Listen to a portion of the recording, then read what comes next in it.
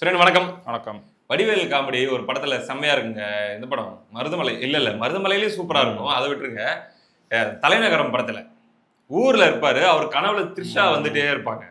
அதனால அவர் சென்னைக்கு போயிட்டு ஒரு பெரிய நடிகராகி த்ரிஷாவை கல்யாணம் பண்ணிக்கணும் அப்படின்னு சொல்லி முடிவு எடுத்துட்டு ஊர்ல இருந்து கிளம்புவாரு. அப்ப அவங்க அப்பா சொல்லுவாரு, பார் சென்னைக்கு போற, நீ அங்க போயிட்டு அசிங்கப்பட்டு சின்னப்பட்டு நாரி செருப்படி வாங்குற நிலைமை ஒருவேளை வந்தா, ஆனா வரும். அப்படி வரும்போது இந்த பொட்டி, இந்த பொட்டியை திறந்து பாரு அப்படின்னு சொல்லி கொடுப்பாரு. அதை வடிவேல் வாங்கிட்டு போவாரு. அந்த மாதிரி நம்முடைய திமுக இந்த கருப்பு சட்டை குரூப் இருக்குது இல்லையா, இந்த குரூப்புக்கு வந்து எப்பப்பெல்லாம் தமிழ்நாட்டுல மக்கள் பிரச்சனை, விலைவாசி பிரச்சனை, சட்டம் ஒழுங்கு பிரச்சனை, பெண்கள் பாதுகாப்பு, இந்த மாதிரி ஊழல், இது மாதிரி பெருசா ஏதாச்சும் ஒரு பிரச்சனை வரும்போதெல்லாம், அசிங்கப்படுற நிலைமை வரும்போதெல்லாம் ஒரு பொட்டியை கையில் வச்சிருப்பாங்க. அந்த பொட்டியை டப்புன்னு திறந்துருவாங்க.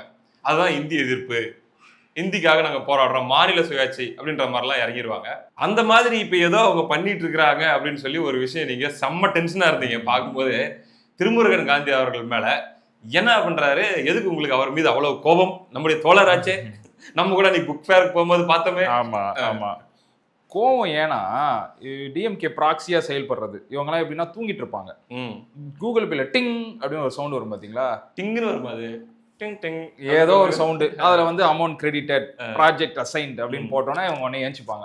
அதுக்குரிய எப்படி தூங்கிட்டே இருப்பாங்க. குரூப்பே தூங்கிட்டு தான் இருக்கும். பாத்திருக்கீங்களா? எந்த முக்கியமான பிரச்சனைக்கும் வரமாட்டாங்க. நான் அது வந்து 3 நாளா விட்டேன். சரி இதை பேசக்கூடாதுன்னு. நான் மேலோட்டமா பார்த்தேன். இந்த மாதிரி கருப்பாயிண்ட் எடுத்து ஹிந்தியை அழிச்சிட்டு இருக்காப்புல. ஏன்னா ஹிந்தி இம்போசிஷன் எதிர்க்கிறாராம். சரி நான் அதை அப்படியே விட்டேன்.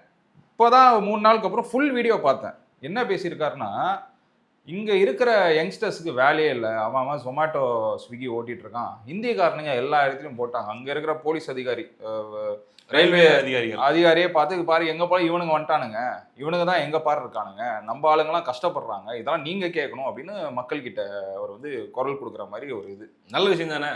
ஆமாம், ரொம்ப நல்ல விஷயம். அந்த மேட்டருக்கு வரேன். இவர் நம்ம ஆளை பத்தி நான் நியாயமா தானங்க படுது பார்க்கும்போது அப்படின்னு தானே சொல்லுவாங்க யாரா இருந்தாலும். என்னங்க நியாயமா படுது? ஏங்க ஹிந்திக்காரெல்லாம் லோ வேஜ் வேலைக்கு வராங்கங்க, அவங்களோட நம்மள கம்பேர் பண்றதே தப்புங்க. ஹிந்திக்காரன் என்ன கவர்மெண்ட் வேலைக்கும் இன்ஜினியர் வேலைக்குமா இங்க வந்து போட்டி போட்டுட்டு இருக்கான்? இந்த ஹிந்திக்காரங்களை விடுங்க, ஹிந்திக்காரங்களை யார் வேலைக்கு எடுக்கிறாங்கிற டாபிக் நான் அப்புறம் வரேன். அதுக்கு முன்னாடி இது போயிடும். இதுல வந்து சில பேர் வந்து அடிப்பட்டதாகவும், அந்த அடிப்பட்டவங்களை வந்து நம்ம எம்கேஎஸ் வந்து ஹாஸ்பிட்டல்ல போய் சந்தித்ததாகவும், எப்போ யாருமே 17 தோழர்களா? ஆமா. எப்படி அடிப்பட்டாங்க? ரயில் முன்னாடி பாஞ்சிட்டாங்களா? என்ன பண்ணாங்கன்னு தெரியல. இது அடிப்பட்டதுங்கிறதே ஏங்க அதெல்லாம் விடுங்க. எவ்வளவு பெரிய பிரச்சனை போயிருந்தது 3 நாள் முன்னாடி. வெறும் சிறுமிகள், அதே போல வந்து பாத்தீங்கன்னா மைனர் பெண்கள், அதுக்கப்புறம் முதியவர்கள், குழந்தைகள் சொல்லி எல்லா தரப்புக்கும் பாலியல் பிரச்சனை, கொலை, கஸ்டோடியல் டெத்து, இதுதான் போயிட்டு இருக்கு. இது எதுக்குமே நம்ம எம்கேஎஸ் போனாரா? ஏதாவது குரல் கொடுத்தாரா? இல்ல. நேரா இவங்களை போய் பார்த்துருக்காரு. நரேட்டிவ் பாருங்க. ஹிந்தி எதிர்ப்பு அப்படின்னா சிஎம் நேரடியா வந்து அந்த அமைப்பு யார் யாரெல்லாம் ப்ரொடெஸ்ட் பண்ணாங்களோ அவங்கள போய் பார்ப்பாரு. என்னப்பா நல்லா இருக்கீங்களா? அதே வீடியோ தான். என்னப்பா நல்லா இருக்கீங்களா? ஒன்றும் உடம்பு பிரச்சனை இல்லையே? போய் பார்த்ததாகவும். எனக்கு இன்னும் ட்ரிகர் ஆனதுன்னா அப்பாவு அப்படின்னு ஒரு ஐஸ்கோட் இருக்கு, கேள்விப்பட்டிருப்பீங்க, சபாநாயகருங்க. அவர் என்ன பண்றாரு, தொடர்ந்து இந்த மாதிரி போராட்டங்களை நீங்க பண்ணணும், ஆனா உங்க உடல் நலத்தை நீங்க பார்த்துக்கொள்ளணும். இந்த ஐஸ் ஃப்ரூட்டு இந்த பிரச்சனைக்கு எதுக்காக குரல் போட்டிருக்கா? ஐஸ் ஃப்ரூட் சொந்த ஊர் எது தெரியுமா? திருநெல்வேலி. திருநெல்வேலி எவ்வளவு பிரச்சனை போயிட்டு இருக்கு. திருப்பியும் ஹிந்திக்கே வராங்க. அந்த பிரச்சனை வந்து ஃபோக்கஸ் ஹிந்தி அப்படின்னு கேமரா அவங்க வச்சோன்னே ஒருத்த மதிக்கல. ப்ராபப்ளி எனக்கு இப்படி தோணுது. போறேன் இந்த ரயில்வே ஸ்டேஷன்ல கலாட்டா பண்ணி முடிஞ்சா கொஞ்சம் பெரிய கலவரம் மாதிரி பண்ணி ஃபிளாஷ் நியூஸ் ஆகிற அளவுக்கு பண்றேன். நீங்க வந்து அப்படி பாக்குற மாதிரி பாருங்க. கம்ப்ளீட் நேரேட்டிவே மறுபடியும் நம்ம தான் சொல்றோம்ல, இது டெல்லிக்கும் தமிழ்நாட்டுக்கும் நடக்கிற சண்டை அப்படின்ட்டு அந்த ஆங்கிள்லயே கொண்டு போயிருவோம். தமிழ்நாட்டில் நடக்கிற பிரச்சனையெல்லாம் அப்படியே கவர் பண்ணிப்போம் அப்படிங்கிற மூட்ல பிளான் பண்ணி நினைச்ச அளவுக்கு பெருசாகாம போயிருச்சோ. நீங்க சொல்றது எக்ஸாக்டா கரெக்ட். மிஸ்டேக் என்னன்னா, அப்பாயிண்ட் பண்ண எம்ப்ளாயி சரியில்லை. அந்த எம்ப்ளாயி யாருன்னா நம்ம திருமுருகன் காந்தி. ஸ்கில். ஆமா. நம்ம ஆள் வந்து தொடர்ந்து குரல் கொடுக்கும் ஒரு நபரா பாத்தீங்கன்னா கிடையாது. அதான் சொன்னேனே, தூங்கிட்டே இருப்பாங்க, லைனா டிங் டிங்னு மெசேஜ் அடிச்சோன்னே ஏஞ்சிப்பாங்க, அசைன்மெண்ட்டை பண்ணுவாங்க, கிளம்பி வந்துருவாங்க. 3 நாள் முன்னாடி நடந்திருக்கு. 3 நாளுக்கு அப்புறம் எவ்வளவு பிரச்சனை தமிழ்நாட்டில் போயிட்டு இருக்கு. இந்த கும்பல் எங்கேயாவது போய் ப்ரொடெஸ்ட் பண்ணிட்டு இருந்தா? திருமுருகன் காந்தி ஏதாவது குரல் கொடுத்தானா யாருக்காவது? இந்த பிரச்சனை போயிட்டு இருக்கு, நான் வந்து தமிழக கவர்மெண்ட் எதிர்க்கிறேன், இது என்ன சட்ட ஒழுங்கு இது அப்படின்னு வந்து குரல் கொடுத்தியா? ஃப்ளோவில் அண்ணனை வாடா போடான்னு எதனா சொன்னீங்களா? இல்லை, இது வந்து எப்படின்னா, எவ்வளோ நாள் ஏமாத்திட்டு இருப்பீங்க, எவ்வளோ நாள் ஜனங்களை ஏமாத்திட்டு இருப்பீங்க. நான் இன்னொரு கேள்வி வச்சிருக்கேன். ஹிந்திக்காரன், ஹிந்தி எதிர்ப்பு சரி. திருமுருகன் காந்தி வந்து நான் ஒரு லிஸ்ட் ஆஃப் ஜாப் ஸ்கேம்ஸ் அவர் தான் ரொம்ப வருத்தப்படுறாருல, நமக்கு யாருக்கும் வேலை கிடைக்கல, வேலையே கிடைக்கல அப்படின்னு. நான் லிஸ்ட் ஆஃப் ஜாப் ஸ்கேம்ஸ் எடுத்து வச்சிருக்கேன். இதெல்லாம் 2021ல இருந்து 26 வரைக்கும் நடந்தது. இதெல்லாம் நடக்கும்போது இவன் எங்க போனான்? எதுக்காவது வந்து குரல் கொடுத்தானா? நீ என்ன ரொம்ப கவலைப்படுற இளைஞர்கள் வந்து வேலை கிடைக்கல வேலை கிடைக்கலன்னு? நான் ஒரு ஜாப் ஸ்கேம் நான் படிக்கிறேன், பயந்துருவீங்க. ஒரு போஸ்டிங்க்கு எவ்வளவு லட்சம் வாங்குறாங்க அப்படிங்கிறது. டிஎன்எஸ்பிசி குரூப் 4 ரெக்ரூட்மெண்ட் 2022ல கொஸ்டின் பேப்பர் லீக் ஆயிருக்கு. சரியா? அந்த கொஸ்டின் பேப்பர் ஒன்றும் கொஸ்டின் பேப்பர் கிடைக்க கேண்டிடேட் வந்து கோச்சிங் கிளாஸ்ல 5 லட்ச ரூபாலேருந்து 10 லட்ச ரூபா கேட்டிருக்காங்க. கொஸ்டின் பேப்பர் எப்படி லீக் ஆகும்? கொஸ்டின் பேப்பர் லீக் ஆனா யார் பொறுப்பு? அதை நடத்துறவங்க தான் பொறுப்பு. டிஎன்பிஎஸ்சி யாருது? அது ஒரு ஸ்கேமா? டீச்சர் ரெக்ரூட்மெண்ட் போர்டு 2022-23 அதே பேப்பர் லீக்.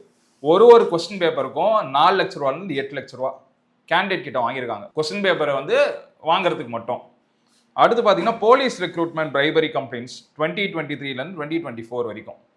இதில் எப்படின்னா நீங்கள் உங்களுக்கு ஒரு சர்டன் க்ரைட்டீரியா இருக்கும், அந்த க்ரைட்டீரியாலாம் நீங்கள் மேட்ச் பண்ணாதான் நீங்கள் வந்து ஒர்க்குக்கு போக முடியும். இதை நிறைய படத்தில் பார்த்துருப்போம். இதில் எப்படின்னா இவங்க ரெக்ரூட் பண்ணுற ப்ராசஸே வேறு.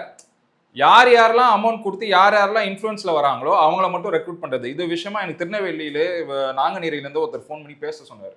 நான் சொல்றது ரொம்ப வருஷம் முன்னாடி.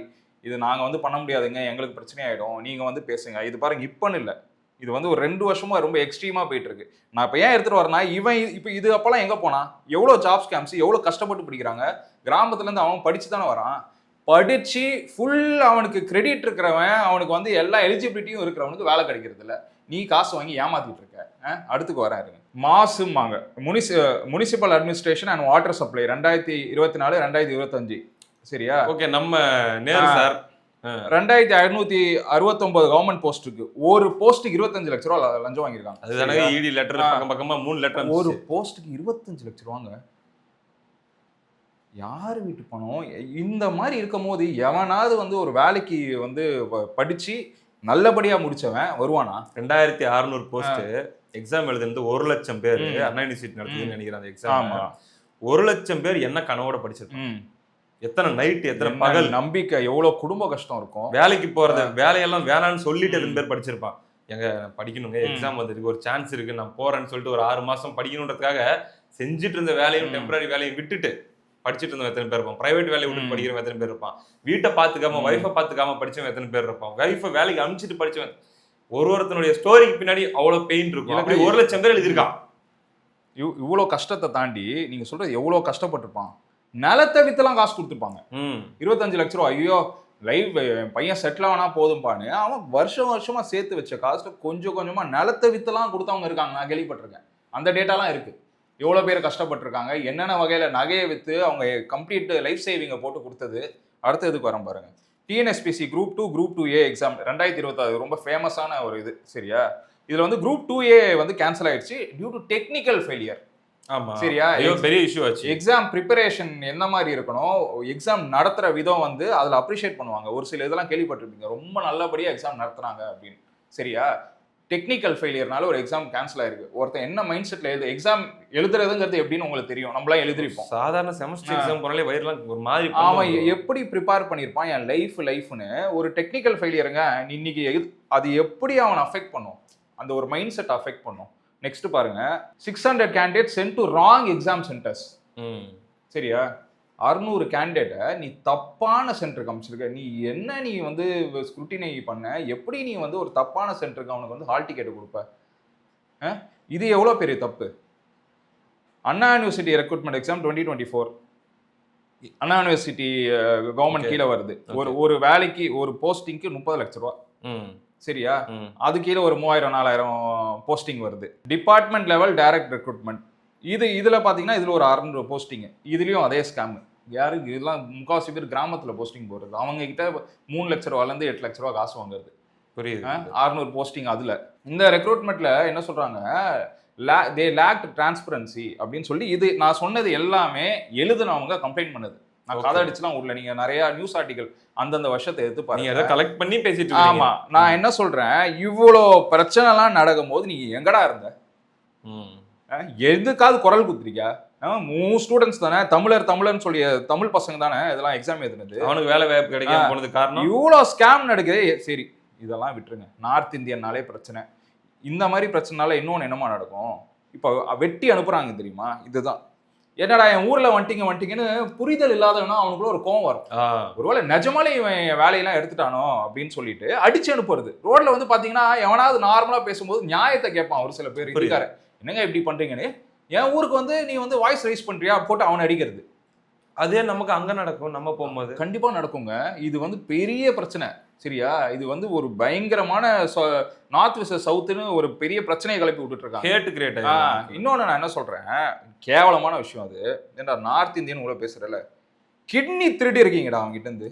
3 விட்னஸ் இருக்கு. சரியா, 3 பேர் வந்து திருச்சியில ஆப்ரேஷன் பண்ணி 3 நார்த் இந்தியன் பேர்லாம் நான் சொல்ல 15 லட்ச ரூபா கொடுக்குறேன்னு சொல்லி கூப்பிட்டுருக்கீங்க. கிட்னி திருடி இருக்கீங்க. காசு வேணாலும் அடிக்கிறீங்களா கூப்பிட்டு நார்த் இந்தியனை? ஏன் வேணாண்டா, ஏன்டா நான் உன்னை ஏமாத்த மாட்டேன்டான்னு சொல்ல வேண்டியதானே. 5 லட்ச ரூபா கொடுத்து அமைச்சிருக்காங்க, 15 லட்ச ரூபான்னு சொல்லி. இதுல கூட நீ ஊத்து வைக்கல அவனுங்கள, இதுலயும் திருடி தானே அனுப்புற.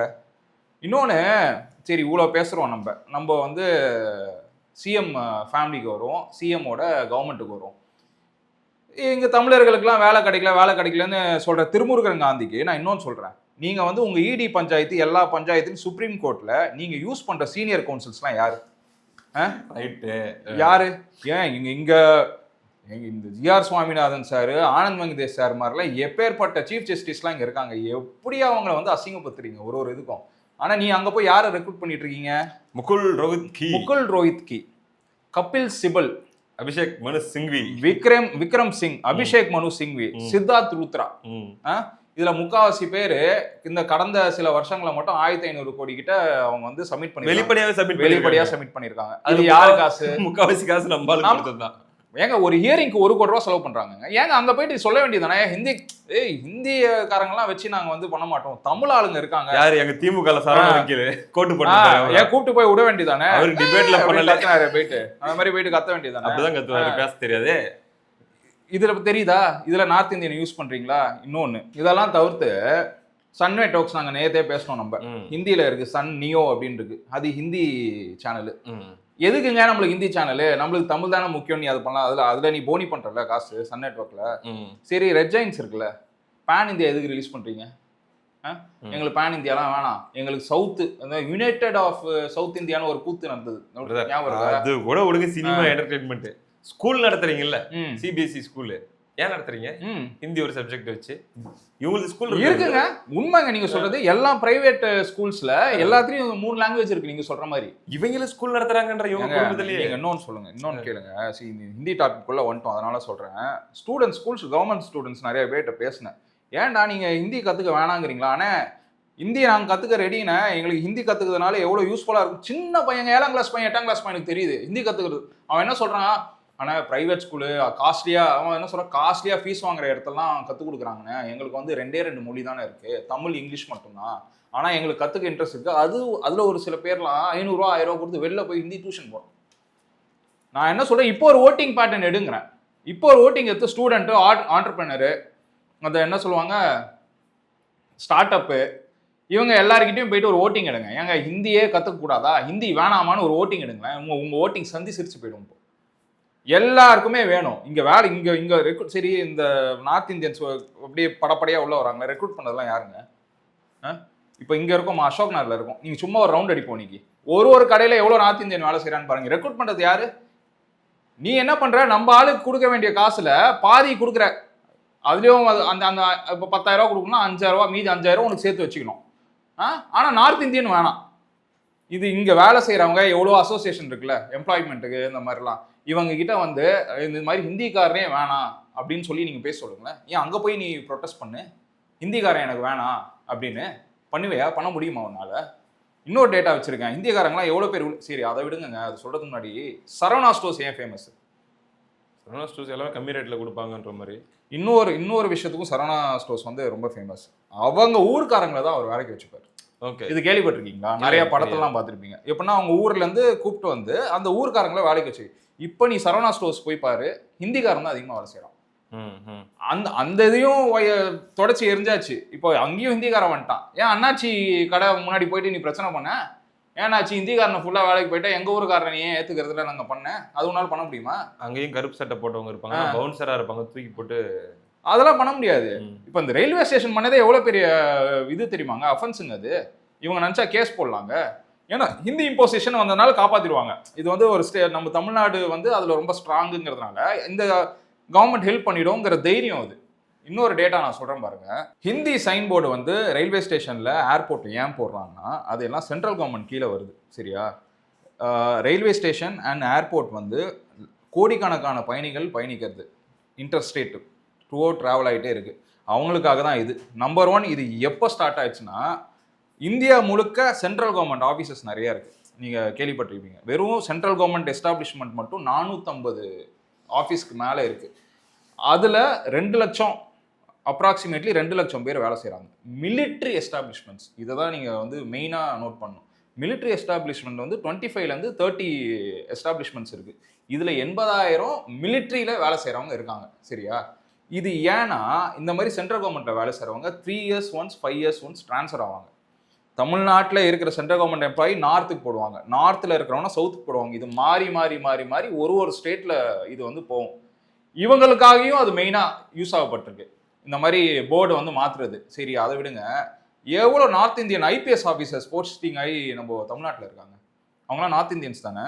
நார்த் இந்தியன்ஸ் ஐபிஎஸ் ஆஃபீஸர் வேணான்னு போய் குரல் கொடுக்க சொல்லுங்க. எவ்வளோ பயங்கர பேர் எடுத்து ஐபிஎஸ் ஆஃபீஸர்ஸ்லாம் இருக்காங்க இங்கே. அதை தவிர்த்து ரிஜிஸ்டர்டு இந்த மாதிரி இன்டர்ஸ்டேட் மைக்ரண்ட் ஒர்க்கர்ஸ் இருக்காங்களே. இப்போ நம்ம சொல்கிறாங்க இந்தியக்காரங்க வந்துட்டானுங்கன்னு. ரிஜிஸ்டர்டு 5 லட்சம் பேர் ரிஜிஸ்டர் ஆகியிருக்காங்க, சரியா? அதை தவிர்த்து 40-50 லட்சம் பேர் ரிஜிஸ்டர் இல்லாமல் வேலை செய்கிறாங்க.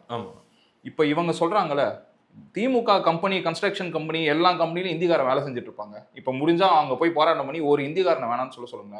ஏறக்குறைய எவ்வளோமா சொல்கிறாங்க? 70 லட்சம் ஹிந்திக்காரன் இருக்கான் தமிழ்நாட்டில் ஒர்க் ஃபோர்ஸில். இவன் 70 லட்சம் பேர் வேலையை விட்டு போனால் தமிழ்நாட்டோட எக்கனாமியே தலைகீழாயிடும். நீ முடிஞ்சா என்ன பண்ணு, அங்கே போய் நின்றுக்கிட்டு இங்கே யாருமே இந்திக்காரங்க வேலைக்கு வரக்கூடாது, நீ வந்து ஒரு ப்ரொடெஸ்ட் பண்ண. நீதான் பெரிய போராளியில, அதை நீ பண்ண. அது என்ன ஹிந்தி கத்துக்கூடாது, ஹிந்தி கத்துக்கூடாதுன்னு மக்கள் யாருமே சொல்லுங்க, எல்லாம் கத்துக்க ரெடியா இருக்காங்க. எல்லாருக்கும் நான் என்னமா சொல்றேன், நீ ஹிந்தி கத்துக்கிறதுனால உனக்கு என்னமா அட்வான்டேஜ்? உன் பிசினஸை வந்து but I strongly disagree brother. ஃபோர்ஸ்ஃபுல்லா ஒரு என்ன சொல்றது தேர்ட் லாங்குவேஜ் அப்படின்னு சொல்லி ஒரு லாங்குவேஜ் எந்த லாங்குவேஜை வைக்கிறதுமே வந்து நான் டிஸ்அக்ரி தான் பண்ணுவேன். எனக்கு வந்து படிக்கிறதுக்கு அப்படின்னும் போது நம்ம தமிழ் இருக்கு, இங்கிலீஷ் இருக்கு அப்படின்னா எனக்கு அண்ணா சொன்னது தான் ஞாபகம் வருது. இப்போ நான் எப்படின்னா ஒரு பெரிய ஆர்கியூமெண்ட் ஒன்று நடக்கும்போது கூட அவர் சொல்லியிருப்பாரு, இப்போ எங்களுக்கு இப்போ எங்கள் ஊரில் பேசுறதுக்கு தமிழ் இருக்குது, உலகம் ஃபுல்லாக எங்களுக்கு கம்யூனிகேட் பண்ணுறதுக்கு இங்கிலீஷ் இருக்குது, எங்களுக்கு இது போதும் அப்படின்னு சொல்லியிருப்பாரு. ஏன்னா நீங்களும் கற்றுக்காங்க, இங்கிலீஷ் கற்றுக்காங்க, வேணா 50 வருஷம் எடுத்துக்காங்க. இது 50-60 வருஷத்துக்கு முன்னாடி நடந்த ஒரு டிபேட். நீங்களும் கற்றுக்காங்க. நீங்கள் எங்கள் லாங்குவேஜை படிக்கணும்னு நாங்கள் எப்படி ஃபோர்ஸ் பண்ணலையோ அந்த மாதிரி நீங்களும் உங்கள் லாங்குவேஜை நாங்கள் படிக்கணும்னு சொல்லி ஃபோர்ஸ் பண்ணாதீங்க. எல்லாருமே படிப்போம், உலகத்துக்குன்னு பொதுவாக இருக்கிற லாங்குவேஜ் படிப்போம், உங்களுக்கு யூஸ் ஆகும், எங்களுக்கு யூஸ் ஆகும், இப்படின்ற ஒரு விஷயம் போச்சு. அப்போ ஏன் உலகம் ஃபுல்லாக பேசுறதுக்கு நீங்கள் இங்கிலீஷ் யூஸ் பண்ணிக்கோங்க, இந்தியாவுக்குள்ளே பேசுறதுக்கு ஹிந்தி யூஸ் பண்ணிக்கோங்கன்னு சொன்னப்ப அண்ணா சொன்னது தான் எனக்கு ஞாபகம் வருது. பெரிய நாய் போகிறதுக்கு பெரிய கதவும் மறுபடியும் ஒரு சின்ன நாய் போகிறதுக்கு சின்ன கதவுலாம் யாரும் வைக்க மாட்டாங்க. ஒரே கதவு தான், பெரிய கதவு வச்சிட்டாலே போதும், அதுக்குள்ளே பெருசும் போக முடியும், சின்னதும் போக முடியும். அந்த மாதிரி கற்றுக்கிறான் முடிஞ்சு போச்சு அப்படின்ற ஒரு விஷயத்தை சொல்லியிருப்பாரு. ஸோ இந்த இடத்துல வந்து என் பாயிண்ட் என்ன அப்படின்னா, எஜுகேஷனல் இன்ஸ்டிடியூஷன்ஸ் ஸ்கூல்ஸ்லேயே ஆகட்டும் மற்ற விஷயங்கள்லேயே ஆகட்டும் ஃபோர்ஸ்ஃபுல்லாக இல்லை சர்வைவல் முக்கியம், ஹிந்தி கண்டிப்பாக கற்றுக்கணும் அப்படின்ற ஒரு ஆங்கிளில் கொண்டு வந்து ஹிந்தியை ஒரு சப்ஜெக்டாக வச்சு படிக்கணும் அப்படின்னு சொல்கிறத அதுக்கு பின்னாடி 1000 நியாயமான காரணங்கள் சொன்னாலும் கூட நான் ஏற்க மாட்டேன். ஏன்னா ஹிந்தியை கட்டாயமாக்கப்பட்ட பல மாநிலங்கள்ல அவங்களுடைய தாய்மொழி அழிஞ்சிருக்கு. அதை நான் கண்ணால விட்னஸ் பண்ணியிருக்கேன். இன்னைக்கு நான் ஒன்றும் இல்லை, ராய்ப்பூர்ல 1 வருஷம் நான் வேலை செஞ்சிருக்கேன். 1 வருஷம் நான் அங்கே இருக்கும்போது அந்த ஊர்ல இருக்கக்கூடிய அந்த மக்களுக்கு வந்து தாய்மொழினா சத்தீஸ்கரி அப்படின்னு சொல்லி ஒரு மொழி. அந்த மொழிக்கு வந்து எழுத்து வடிவம் கிடையாது, பேச்சு வடிவம் தான். ஆனா வந்து அவங்க பல 100 வருஷமா பேசிட்டு இருந்த ஒரு மொழி. இன்னைக்கு அந்த மொழி வந்து பாத்தீங்கன்னா அந்த ஊர்ல 40+ இருக்கிறவங்களுக்கு தெரியுது. இதே வந்து நம்ம ஏஜ் குரூப்ல இருக்கிறவங்களுக்கு புரியுது, பேசினா புரியுது. நமக்கு அடுத்த ஜெனரேஷன் ஏஜ் குரூப்ல இருக்கிற இப்ப இருக்கிற 2K கிட்ஸுக்கு அது பேசவும் தெரியாது, அதை பேசினா புரியவும் புரியாது. அதையும் மீறி சத்தீஸ்கரியில அவங்க அம்மா பேசுறாங்க கூட நடந்து போகும்போது அப்படின்னா அதை அவமானமா நினைக்கிற இடத்துல அந்த குழந்தைங்க இருக்கு. ஹிந்தி பேசினா போதுன்ற இந்த மாதிரி பல மொழிகள் அவங்களுடைய ஆர்ஜின் அவங்களுடைய அடையாளமே அழிஞ்சு போறதுக்கு ஹிந்தி அப்படிங்கிற ஒரு மொழி காரணமா இருந்திருக்கு. அந்த அடிப்படையில தான் ஹிந்தி அப்படிங்கிறது ஏன் வந்து ஹிந்தி இருந்தா தான் நம்மளால சர்வை பண்ண முடியும் அப்படின்ற ஒரு பார்வை இருக்கணும். why not we learn English? கத்துக்கலாமே, அவங்களும் கத்துக்கிட்டோம் நம்மளும் கத்துக்கிட்டுமே அப்படிங்கிறது. அட் த சேம் டைம் அதுல எக்ஸ்ட்ரீமிசம் நான் அக்செப்ட் பண்ண மாட்டேன். ஒரு பிளைண்ட் ஹேட் அல்லது வந்து அவனுக்கு அது கண்ணிலே காட்டக்கூடாது, அதை வந்து என்ன சொல்றது, அவனுக்கு அந்த ஆக்சசிபிலிட்டியே இருக்கக்கூடாது அப்படிங்கிற அளவுக்கு அந்த எக்ஸ்ட்ரீமிசத்தை நான் அக்செப்ட் பண்ண மாட்டேன். அவங்களுடைய உழைப்பை நம்ம டிபெண்ட் பண்ணி இருக்கிறோம் அப்படின்னும் போது அவங்களுக்கு என்ன சொல்றது, சின்ன சின்ன வசதிகள் அல்லது வந்து சின்ன சின்ன கம்ஃபர்ட் அப்படிங்கிறது இருந்தா அவன் இன்னும் கொஞ்சம் வந்து என்ன சொல்றது எஃபெக்டிவா இருப்பாங்க அப்படிங்கிறது என்னுடைய பார்வை. அதே சமயத்துல வந்து இதுக்காக சப்ஜெக்ட்ல ஹிந்தி வரணும் அப்படிங்கறத நான் ஏற்க மாட்டேன். இப்போ வந்து எனக்கு நான் இம்போசிஷன் எல்லாம் பேசிக்கிறாங்க. யார் வந்து ஸ்கூல்ல வந்து இப்போ வந்து கிடையாது, ஸ்கூல்ல ஸ்டேட் கவர்மெண்ட் ஸ்கூல்ஸ்ல கிடையாது, ஒன்லி சென்ட்ரல் கவர்மெண்ட் ஸ்கூல்ஸ்ல தான் இருக்கு. இதுலயே பாருங்க எவ்வளவு கிளவர் பாருங்க. நீங்க உங்களை மாதிரி தமிழ் பற்று உள்ள ஆளுங்க இருக்காங்க, ஆனா இதே போராட்டம் பண்றவங்க நம்ம இப்பதான் பேசணும் அவங்க ஸ்கூல்ல ஹிந்தி இருக்கு. நான் என்ன சொல்றேன், இது நீங்க சொல்றது 60 வருஷம் முன்னாடி, சரியா? காலங்கள் மாறுது, டெக்னாலஜி மாறுது, பிஸ்னஸ் எக்ஸ்டெண்ட் ஆகுது, குளோபலி வந்து பிஸ்னஸ் எக்ஸ்டெண்ட் ஆகிட்டு இருக்கு. இது 60 வருஷம் முன்னாடி பார்க்கப்பட்ட விஷயம். ஒரு சின்ன உதாரணம் சொல்றேன். அதே 60 வருஷம்க்கு அப்புறம் யாரை எதிர்த்து இந்த கவர்மெண்ட் வந்து அரசியல் பண்ணிச்சோ இந்த ஹிந்தி பிரச்சனையில அவங்களோட தான் கூட்டணியில இருக்காங்க. ஒரு சின்ன உதாரணம். டோட்டலா ஒத்துக்கிறேன், அந்த பாயிண்ட் நான் ஒத்துக்கிறேன் பிரதர். அரசியல் ஐடியாலஜி எல்லாம் மாறி ஒற்றுமையா இருக்கும் போது நம்ம ஏன் வந்து குளோபலி இந்தியாவா யுனைடடா இருக்கக்கூடாது? என் கேள்வியா தான். நான் என்ன சொல்ல வரேன், ஒரு பிஸ்னஸ் இப்போ ஒரு விவசாயினால ஒரு இந்த லாங்குவேஜ் தெரிஞ்சா அவன் வந்து நார்த் ஃபுல்லா ஏங்க இது வந்து ஒரு ஆண்டர்பிரினர், ஒரு ஸ்டார்ட் அப் கம்பெனி, இந்த மாதிரி எல்லாருக்கிட்டையும் நீங்க போய் கேளுங்க. என்னங்க இதை இன்னொன்று சொல்லிட்டா ஒரு கூத்து, இவ்வளோ பேர் பேசுகிறாங்களே இவங்க வந்து இதை அப்படியே வச்சுக்கிட்டே இருப்பாங்க, ஹிந்தி கற்றுக்காதுன்னு. ஏன்னா அவன் சைடில் அவன் நார்த் இந்தியா ஃபுல்லாக பிஸ்னஸ் பண்ணிட்டு இருக்கான்.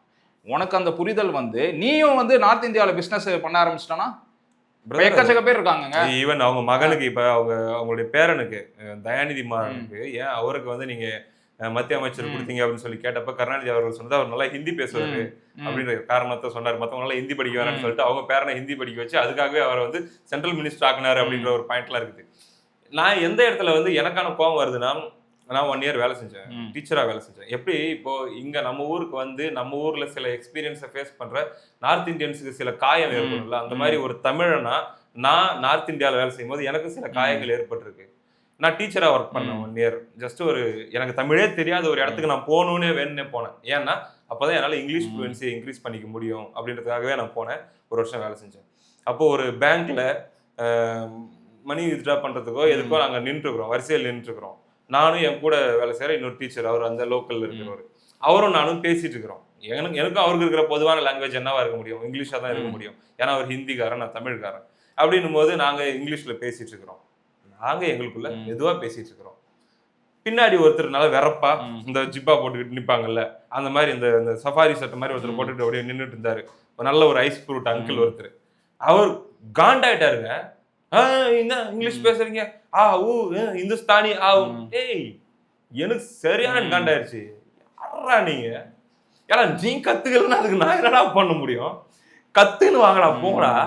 உங்களுக்கு இருக்கிற அதே 50 வருஷம் டைம் தாண்டா எங்களுக்கும் இருந்துச்சு. உங்களுக்கு சுதந்திரம் வந்ததுக்கு அப்புறம் உனக்கு எங்களுக்கு 1947 சுதந்திரம் கொடுத்துட்டு உனக்கு வேணும் 20-30 வருஷம் தள்ளியா கொடுத்தாங்க. ஒரே டைம்ல தானே கொடுத்தாங்க. இங்க கத்துக்கிட்டாங்கல்ல, கத்துட்டு வா, போயிட்டு உன் ஸ்டேட்ல அதுக்கான வசதி எல்லாம் இம்ப்ரூவ் பண்ண சொல்லி போய் சண்டை போடு, போய் கத்துட்டு வா. 2 பேரும் படிப்போம். நானும் இங்கிலீஷ் படிச்சிரு, நீயும் படிச்சிரு. உன் ஊருக்கு வந்தா எனக்கு தமிழ்ல நீ போர்டு வைக்க தேவையில்ல, என் ஊருக்கு வந்தா நீ ஹிந்தியில போர்டு வைக்க தேவையில்ல. எனக்கு இப்படி உண்மையிலேயே நான் தமிழனா அந்த இடத்துல நிலை குலைஞ்சேன். பல சூழல்கள்ல நான் அவமானத்தை ஃபேஸ் பண்ணேன். பல சூழல்கள்ல எனக்கு அது கோவம் வந்துச்சு. இவனுக்கு இங்கிலீஷ் படிக்கிறதுக்கு வக்கு இல்லாம நம்ம மேல எரிஞ்சு விடுறானுங்கடா அப்படின்னு சொல்லி எனக்கு கோவம் வந்துச்சு. நான் என்ன சொல்றேன், ஓகே ஒரு தேவைக்காக எனக்கு தேவை இருக்கு, நான் நார்த் இந்தியாவில் ஒரு பிசினஸ் பண்ண போறேன், அல்லது எனக்கு வேற ஏதோ ஒரு காரணம் இருக்கு, அல்லது ஒரு எக்ஸ்ட்ரா ஒரு இன்ட்ரெஸ்ட்டுக்காக. நீங்க பிரெஞ்சு கூட நீங்க நல்லா படிப்பீங்க, அந்த மாதிரி நான் படிக்கிறேன் அப்படின்னு படிக்கிறதுன்றதை நான் டோட்டலி அக்ரி பண்றேன். 1000 கோச்சிங் சென்டர் 1000 டியூஷன் சென்டர் வச்சுக்கோங்க, படிங்க, அதெல்லாத்தையும் நான் அக்ரி பண்றேன். ஆனா இது படிச்சா தான் வாழ முடியும், படிச்சா தான் சர்வை பண்ண முடியும் அப்படின்னு ஒண்ணு கொண்டு வந்தாங்கன்னா அதை நான் டோட்டலா டிஸ்அக்ரி. அப்படி கிடையவே கிடையாது. இங்கிலீஷ் படிக்கிட்டோம் அவங்க. அப்போ நான் என்ன சொல்றேன், இது படிச்சாதான் சர்வே. நம்மளாம் காலகாலமா இதை படிக்காம சர்வை பண்ணி தான் இருக்கோம். நான் என்ன சொல்றேன், இது படிச்சா அடிஷனல் எனி லாங்குவேஜுங்க. நான் வந்து ஹிந்தின்னு சொல்ல, ஹிந்தி வந்து 75% ஆஃப் த இந்தியன்ஸ் வந்து ஹிந்தி பேசுறாங்க. நான் என்ன சொல்றேன், இப்போ ஒரு சென்ட்ரல் கவர்மெண்ட்டோ இந்த எம்ப்ளாயிஸ்லாம் வராங்க போறாங்க, எவ்வளோ நார்த் இந்தியன்ஸ் வந்து பல இடத்துல வேலை செய்றாங்க. ஒரு கம்யூனிகேஷன் தெரிஞ்சுக்கிட்டா ஏங்க நீங்க ஒரு அடிஷனல் லாங்குவேஜ் தெரிஞ்சுக்கிறது உங்களுக்கு பெருமை தாங்க. நான் அப்படி சொல்றேன். நான் கண்டிப்பா இன்னொன்னு, நீங்க நிறைய நார்த் இந்தியன்ஸ் கிட்ட போய் சொல்லுங்க, மெட்ராசி இருக்கான் பாரு, அவனுக்கு நல்லா ஹிந்தி தெரியும், ஆனா பேசாமலே இருப்பான் அப்படிம்பாங்க. அது உங்களுக்கு அட்வான்டேஜ் தானே. நான் என்ன சொல்றேன், கத்துக்கோ. உன்னால திணிக்க முடியாது, என் லாங்குவேஜ் உன்னால கத்துக்க முடியாது. ஏன் எல்லாருமே நம்ம லாங்குவேஜ் பேசினா அப்ப நம்ம லாங்குவேஜுக்கு என்னங்க மரியாதை? நம்ம ஓல்டஸ்ட் லாங்குவேஜ் இந்த வேர்ல்டு நம்ம பெருமையா சொல்லிக்கிறோம், ஏன் அப்படி எடுத்துக்கலாம்ல? ஏன் லாங்குவேஜ் கத்துக்காது, ஆனா உங்க லாங்குவேஜ் தெரியும், அந்த லாங்குவேஜ் தானே நான் கத்துக்கிறேன் அப்படின்னு கத்துக்கலாமே. நம்ம தேவைக்கு நம்ம விருப்பத்துக்கு நம்ம கத்துக்கிறது வேற. ஆனா அது ஒரு இன்செக்யூரிட்டியா நம்ம மேல திணிக்கிறது. ஹிந்தி தெரியலன்னா நம்ம ஏதோ கொஞ்சம் ஒரு மாதிரி ஏதோ ஒரு இடத்துல முடங்கி போயிட்டோம், நம்மளால வந்து பெருசா ஆக்சஸ் பண்ண முடியாது, நம்ம மாட்டிக்கிட்டோம் அப்படிங்கறத நான் ஒத்துக்க மாட்டேன். ஏன் அவனுக்கு இங்கிலீஷ் தெரியலங்கிறது தான் என் பிரச்சனை, எனக்கு ஹிந்தி தெரியலங்கிறது என் பிரச்சனை இல்லை. அப்படிதான் நான் அதை பார்ப்பேன். ஸோ அதான் நான் ஸ்ட்ராங்கா நீங்க சொன்ன விஷயத்துல அக்ரி பண்ற ஏரியாஸ் என்னன்னா, விருப்பப்பட்டு நம்ம தேவைக்காக நீங்க எப்படி பிரெஞ்சு கத்துறீங்களோ, இப்ப நான் ஒருவேளை வந்து பெங்களூர்ல போய் நான் நிறைய நாள் இருக்கணும், அங்க போய் நான் வந்து ஒரு பிசினஸ் ஸ்டார்ட் பண்ணணும், அல்லது வந்து அங்க இருந்து நான் ஏதோ ஒன்று பண்ண போறேன்னா நான் நல்லா கன்னடா கத்துக்கிறது எனக்கு ரொம்ப நல்லது. ஆமா ஆமா, நான் ரொம்ப நல்லா மலையாளம் கேரளா போயிட்டு நான் ஏதோ ஒன்று பண்ண கத்துக்கிறது எனக்கு ரொம்ப நல்லது. கண்டிப்பா எனி லாங்குவேஜ் எங்க போய் கத்துக்கிறது நல்லதுதான். நார்த் இந்தியால நான் போயிட்டு ஒரு 5 வருஷம் ஏதோ ஒன்று ஒரு பெரிய ப்ரொஃபஸராவோ இல்லை எதுவாகவும் நான் போறேன்னா கூட எனக்கு இங்கிலீஷே தெரியும்னா கூட அந்த மக்களோட மனசார பேசுறதுக்கு, அதுதாங்க ஜாலியா பேசுறதுக்கு, ஏன்னா கனெக்ட் ஆவாங்க. நீங்க அந்த லாங்குவேஜ் பேசிட்டீங்கன்னா, தப்பான ஹிந்தி பேசினா கூட சில பேர் சந்தோஷப்பட்டு ரொம்ப ஃப்ரெண்ட்லியா பேசினா நான் பார்த்திருக்கேன். போயிருக்கேன். அங்க ஒரு சின்ன டீ கடை இருக்கும், அந்த டீ கடையில வந்து ஒரு அண்ணன் இருப்பாரு. அது என்னன்னு தெரியலைங்க, அவ்வளோ லவ். அவர் ரொம்ப ஒரு புவர் ஃபேமிலியா தான் அவங்க இருப்பாங்க. அவங்க கடைக்கு போகும்போதெல்லாம் நான் பேசுறதுல 100ல 1 வார்த்தை அவங்களுக்கு புரிஞ்சா பெருசு. இங்கிலீஷும் சரி, தமிழும் சரி, அதே மாதிரி அவங்களும் பேசுறதுல 100க்கு 1 வார்த்தை எனக்கு புரிஞ்சா பெருசு, புரியாது. ஆனா 2 பேருக்குள்ள அவ்வளவு பியூட்டிஃபுல்லான கம்யூனிகேஷன் இருக்கும். சும்மா அப்படி இப்படி இப்படி அப்படின்னு கையில தான் ஏதாச்சும் பேசுவோம், ஏதாச்சும் ஒரு சிக்னல் கொடுப்பேன், 1 வார்த்தை 2 வார்த்தை சொல்லுவேன், அவரு பிடிச்சிப்பாரு, ஓகே அப்படின்பாரு. செம்ம ஜாலியா இருக்கும். நான் பல டைம் ஃபீல் பண்ணியிருக்கேன். சில பேர்லாம் ரொம்ப அன்பா பழகும் போது அவங்க கிட்ட நம்மளால பேச முடியலையேன்னு சொல்லி நான் நிறைய டைம் ஹிந்தி நமக்கு தெரியல. ஓவராலா நான் என்ன சொல்ல வரேன்னா, எல்லா நார்த் இந்தியன்ஸும் கெட்டவனும் கிடையாது. நீ கிரியேட் பண்ற இந்த விஷயம்னால எப்படி ஆகுது, கொஞ்சம் சின்ன சின்ன பசங்களாம் அடிச்சுலாம் அனுப்புறாங்க பத்தியா, அதெல்லாம் நீ பேசுறது தான் காரணம். எல்லாம் போயிடுச்சுடா, இவனுங்க வந்துட்டானுங்கடா அப்படின்னு நீ பேச பேச ஜெனரலைஸ் பண்றது, இதுதான் ரொம்ப தப்பாகும். ஏன்னா நிறைய நல்லவர்களும் இருக்காங்க. நான் நிறைய டிராவல் பண்ணுவாங்க, நான் நிறைய நல்லவங்களாம் பார்த்துருக்கேன். காசே இல்லாம சாப்பாடு போடுறவங்களும் இருக்காங்க, நம்ம ஊர் மாதிரியும் ஆளுங்க இருக்காங்க. கண்டிப்பா. சரியா, நீ இதெல்லாம் நீ பண்ணாத. நீ பண்றதா இருந்தா ஜென்யூனா பண்ணு. நீ உன் ப்ராக்சி வேலையை இந்த மாதிரி ஒரு ரொம்ப ஒரு கேஆட்டிக் சிச்சுவேஷன்ல நீ திடீர்னு ஹிந்தி, எதுக்கு திடீர்னு பிரச்சனையை டைவர்ட் பண்றதுக்காக இதை எடுக்கிறத வந்து கல்டிட் அடிக்கலாம், தப்பே. அங்க போயிட்டு நீ வந்து ரயில்வேஸ்ல வேலை கிடைக்கல, போஸ்ட் நீ சொல்றதுல எங்களுக்கு அசிங்கம், எங்களுக்கு வேலை கிடைக்கல, எக்ஸாம் எழுதி எல்லா இடத்துலையும் சென்ட்ரல் கவர்மெண்ட்ல எல்லா இடத்துலையும் தமிழ் ஆளுங்கலாம் போஸ்டிங் ஆகிட்டு தான் இருக்காங்க. ஸ்டேட் கவர்மெண்ட் தான் எங்களுக்கு வேலை கிடைக்கல. ஸ்டேட் கவர்மெண்ட் தான் காசு கொடுத்து தானே சேர்த்துக்கிறீங்க, உங்களால சேர்த்துக்கிறீங்க, எவன் இன்ஃபுளுன்ஸ் இருக்கும் அவங்ககிட்ட சேர்த்துக்கிறீங்க. அங்க போய் நீ பிரச்சனை பண்ணு. நீ என்ன எல்ஐசிக்கு போயிட்டு போஸ்ட் ஆஃபீஸ்க்கு போயிட்டு எல்லாம் சென்ட்ரல் கவர்மெண்ட் பிரச்சனைக்கு வந்துட்ட. ஸ்டேட் கவர்மெண்ட் மேட்டருக்கு வா. ஸ்டேட் கவர்மெண்ட் ரெக்ரூட்மெண்ட் எவ்வளோ ஸ்கேம் நடக்குது அதை பற்றி பேசு. அங்கே போய் கொடியை பிடிச்சிட்டு இல்லை ஏதாவது கட்டையை பிடிச்சிட்டு இல்லை, அதெல்லாம் நீ பண்ண மாட்டேன். இங்கே வந்துட்டு மக்களை பார்த்து கேட்குறான். மக்கள்லாம் கேட்டு தான் இருக்காங்க, நீ தான் இப்போ புதுசாக வந்திருக்க, ஏதோ ஒரு 1/2 மணி நேரம் வந்தியா, மோனோ ஆக்டிங்கை பண்ணியா, கிளம்புனியான்னு இல்லாமல் ஓவராக புரட்சி பண்ணுறாங்கன்னு வச்சுக்கோங்க, இப்படி தான் எக்ஸ்போஸ் ஆகிடுவாங்க. சீரியஸாக சொல்கிறேன் ப்ரோ, இது செம எனக்கு கோவம் வருது. நீ தான் எதுக்குமே குரல் கொடுக்கல, நான் உன்னை பார்த்ததே இல்லையே எங்குமே. ஏன் ப்ரோ 2021க்கு முன்னாடி பார்த்துருப்பீங்களா? அதுக்கப்புறம் என்ன போனேன், அதுக்கப்புறம் என்ன பண்ணேன், சின்ன மெடிக்கல் லீவு. ஏங்க போராளின்னு சொல்றீங்க, என்னென்னமோ போராட்டம்லாம் பண்ணியிருக்காருல்ல, தொடர்ந்து இதுக்கு பண்ண வேண்டியதானே. நான் ஒரு மரியாதை கொடுத்துருப்பேன். சின்ன சின்ன விஷயத்துக்கு கூட கவர்மெண்ட்டை எதிர்த்து போராடி இருக்கலாம், அது தெரியும். தூக்கி வச்சிருவாங்க, வச்சு கும்மி அடிச்சிருவாங்க உள்ள வச்சு, அதனால குரல் கொடுக்கறதில்ல. இப்போ சரி அதான் திருடன் நண்பன் அப்படின்னு சொல்லிட்டு அங்கே போயிட்டு சேர்ந்துக்கிட்டு இந்த மாதிரி ப்ராக்சி வேலை டிங்குன்னு எப்பப்பெல்லாம் மணி அடிக்குதோ அப்போ அந்த வேலையை பார்க்க வேண்டியது. ரைட்டு, மக்கள்கிட்ட ஆதங்கத்தெல்லாம் கொட்டி தீர்த்துருக்கிறீங்க.